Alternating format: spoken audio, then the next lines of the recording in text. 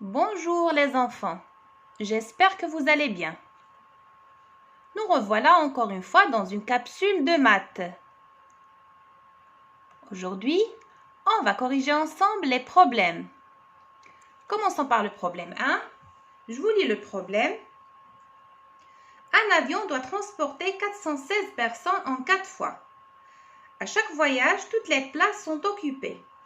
Combien de passagers a-t-il transporté à chaque voyage?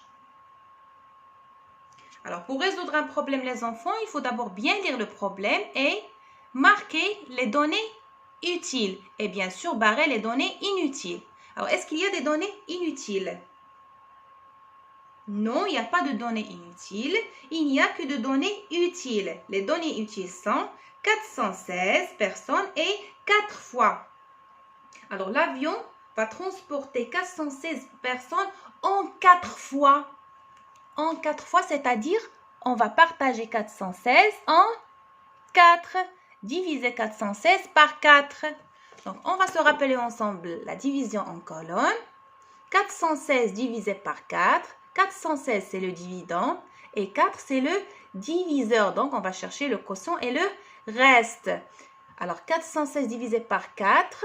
Dans le diviseur, on a un seul chiffre. Donc, on va essayer un seul chiffre. 4 divisé par 4, c'est possible. Alors, 4 est un multiple de 4, c'est 4 fois 1. Alors, 4 fois 1, c'est 4. 4 moins 4, c'est 0. On abaisse le 1. 1 divisé, alors lorsqu'on abaisse, on divise directement. 1 divisé par 4. Bien sûr, ce n'est pas possible parce que 1 est plus petit que 4. Donc, qu'est-ce qu'on va faire? On va poser un 0 dans le quotient et on abaisse le 6. 16 divisé par 4, c'est possible parce que 16 est plus grand que 4. Maintenant, est-ce que 16 est un multiple de 4? Oui, 16 est un multiple de 4, c'est 4 fois 4. Et 4 fois 4, c'est 16. 16 moins 16, c'est 0. Alors, 416 divisé par 4, le quotient, c'est 104. Et le reste, c'est 0. Si vous voulez vérifier, vous calculez 104 fois 4, plus, bien sûr, le reste qui est 0. Ça va donner 416. Alors, qu'est-ce qu'on va écrire comme phrase de réponse? À chaque voyage, l'avion a transporté 104 passagers. Bien. Alors, on passe au problème suivant. Problème 2. Un train se compose de 7 wagons de seconde classe et 3 wagons de première classe. Il peut transporter 480 passagers en seconde classe et 150 passagers en première classe. Combien de passagers peut-il transporter dans un wagon de première classe et dans un wagon de seconde classe? Alors, on va commencer par les wagons de la première classe. Alors, combien de passagers peut-il transporter dans un wagon de première classe? Alors, il peut transporter combien de passagers dans tous les wagons de première classe? Il peut transporter 150. Alors, dans la première classe, il y a combien de wagons? Il y a 3 wagons. Donc, qu'est-ce qu'on va faire? On va répartir les 150 passagers entre les 3 wagons, c'est-à-dire 150 divisé par 3. Alors, 150, c'est un multiple de 3. C'est 3 fois combien? Alors, si vous avez appris la table de 50, vous allez dire, c'est 3 fois 50, bien sûr. Alors, 50 fois 1, 50. 50 fois 2, 100. 50 fois 3, 150. Donc, en phrase de réponse, dans un wagon de première classe, il peut transporter 50 passagers. Passons maintenant au wagon de seconde classe. Alors, les wagons de seconde classe peuvent transporter combien? 380 passagers. Et il y a combien de wagons? Il y a 700 wagons. Donc, on va les partager en 7. On va partager 480 en 7, c'est-à-dire 480 divisé par 7. Alors, 480 divisé par 7, si vous la divisez en colonne, vous allez trouver qu'il y aura un reste. Donc, 480 n'est pas un multiple de 7. Alors, le quotient, c'est 68 et le reste, c'est 4. Donc, chaque wagon de seconde classe transportera combien? 68 passagers. Donc, dans un wagon de seconde classe, il peut transporter 68 passagers. On passe au problème suivant, le problème 3. Alors, je vous lis le problème.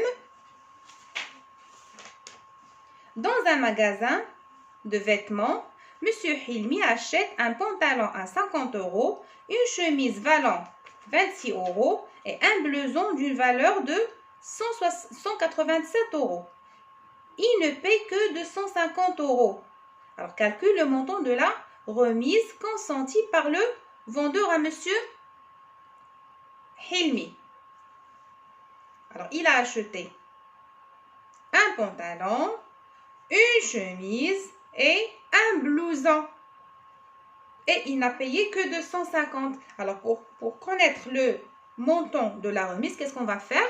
On doit d'abord additionner les achats pour savoir le montant des achats. Donc, 50 plus 26 plus 187, c'est égal à 263. Et lui, il a payé combien? 250 seulement. Donc, il y avait une remise de combien? Donc, qu'est-ce qu'on va faire? On doit calculer la différence entre 263 et 250. Et quand je dis différence, je pense à une soustraction, bien sûr. Donc, 263 moins 250, c'est égal à 13. Donc, le montant de la remise, c'est 13 €. Et on va écrire la phrase. Le montant de la remise consentie par le vendeur à Monsieur Hilmi est 13 €. Corrigez bien les enfants, s'il vous plaît. Et on passe à l'exercice suivant, bien au problème 4. Dans le car de transport scolaire, 25 enfants montent au premier arrêt, 7 au deuxième, 12 au troisième. Devant l'école primaire, 35 enfants descendent. Le car va ensuite jusqu'au lycée pour y déposer le reste des enfants. Combien d'élèves du lycée le car transportait-il? Alors, qu'est-ce qu'on va faire?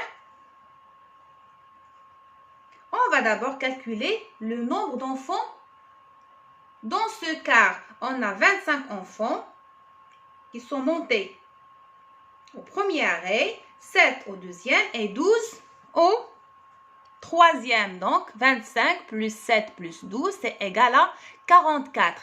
Alors, le car a déposé 35 enfants devant le primaire. Donc, qu'est-ce qu'on va faire? 44 moins 35 devant le primaire. Il reste combien dans le car? Il reste 9. Donc, 9, ce sont les lycéens ou bien les élèves du lycée. Et on dit combien d'élèves du lycée le car transportait-il? Le car transportait 9 élèves du lycée. Alors, passons au problème suivant.